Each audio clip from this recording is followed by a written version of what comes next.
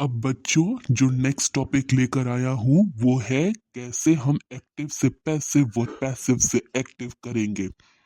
उसके लिए थोड़ा ध्यान देना है ये एकदम आसान सा मजा आएगा तुम लोग को।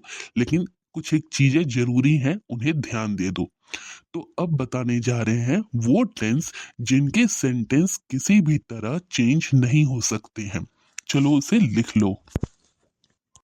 तो बच्चों अगर हमारा सेंटेंस प्रेजेंट परफेक्ट कंटिन्यूअस का है, पास्ट परफेक्ट कंटिन्यूअस का है, फ्यूचर कंटिन्यूअस का है या फ्यूचर परफेक्ट कंटिन्यूअस टेंस का है तो उसे एज इट इज ही छोड़ देंगे।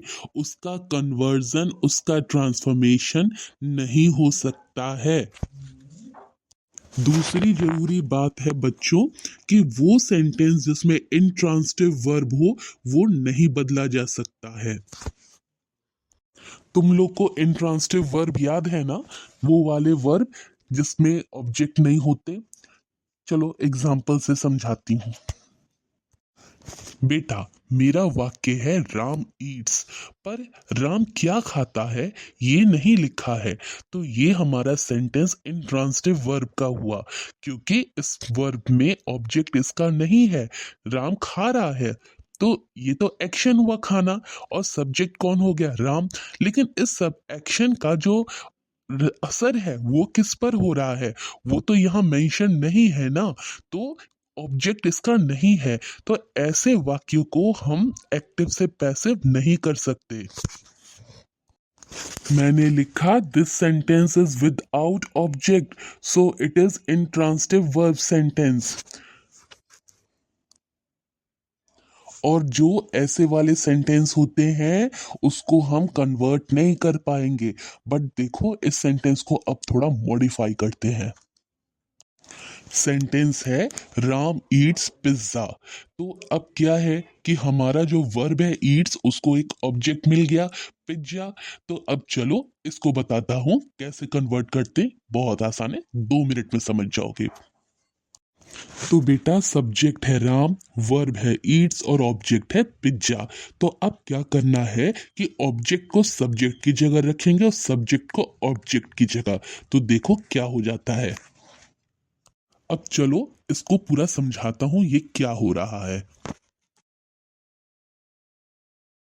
तो बच्चों यहां सेंटेंस, मेन जो सेंटेंस है वो है राम ईट्स पिज्जा। ये सिंपल प्रेजेंट टेंस का वाक्य है। इस सेंटेंस में सब्जेक्ट है राम, वर्ब है ईट्स और ऑब्जेक्ट है पिज्जा। अब उठा करके पटकना है और पटक करके उठाना है। उठा पटक क्या करना है बच्चों, ऑब्जेक्ट को सब्जेक्ट की जगह रखना है और सब्जेक्ट को ऑब्जेक्ट की जगह, यानी पिज्जा और राम का जगह इंटरचेंज हो जाएगा। पिज्जा जो सेंटेंस के एंड में था, रिसीवर ऑफ एक्शन था, उसको उठा के सामने रख देंगे और जो वर्ब था ईट्स उसको हटा देंगे, उसकी जगह वर्ब का थर्ड फॉर्म यूज करेंगे। फिर हमने पिज्जा और राम की जगह तो इंटरचेंज कर दी। तो राम जो हमारा सब्जेक्ट था उसके ठीक पहले हमने बाय लगाया है, और चूंकि सेंटेंस सिंपल प्रेजेंट टेंस था उसको एज इट इज टेंस छोड़ दिया है, टेंस चेंज नहीं किया है। तो ये हो गया pizza is eaten by Ram. उम्मीद कर रहा हूं कि तुम लोग को ये समझ में आ रहा है। अगर आ रहा है तो सिंपल प्रेजेंट टेंस के 2-4 सेंटेंस मैंने कमेंट सेक्शन में दे रखे हैं, उसे चेंज करके आंसर लिख करके मुझे बताओ, और वो कॉन्सेप्ट क्लियर होता है तो फिर मैं आगे का कन्वर्जन बताता हूँ। और हाँ, चैनल को लाइक शेयर सब्सक्राइब करना बिल्कुल भी मत भूलना।